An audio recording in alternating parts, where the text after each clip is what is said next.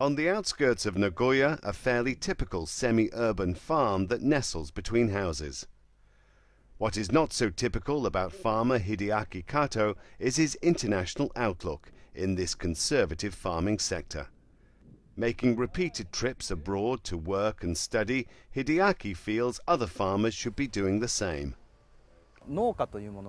I feel Japanese farmers are inward-looking, but they have to be more outward to find markets and should be encouraged by the government.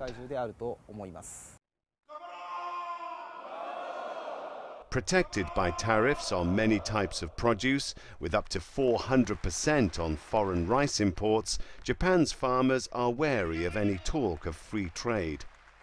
Given the power of Japan's farmers, it takes a very brave politician to want to take them on. But rising food prices, which affect Japanese consumers like anybody else, add an extra factor to the equation.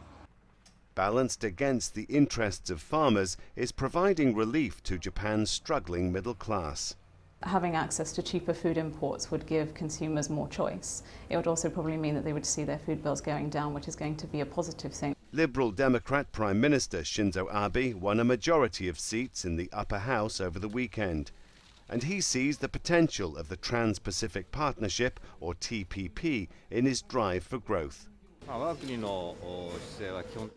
The TPP, free trade negotiations, which have been approved by the Japanese Prime Minister, are for the purpose of helping Japan's economic recovery. Japan says its farmers will still be protected, but many in the rice trade fear any moves that might lead to local farmers being swamped by cheaper imports.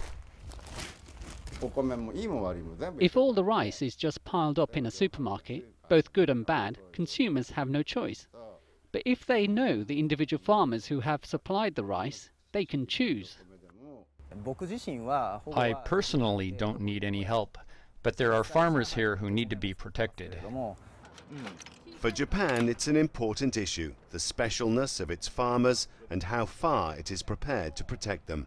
Rob McBride, Al Jazeera, Nagoya, Japan.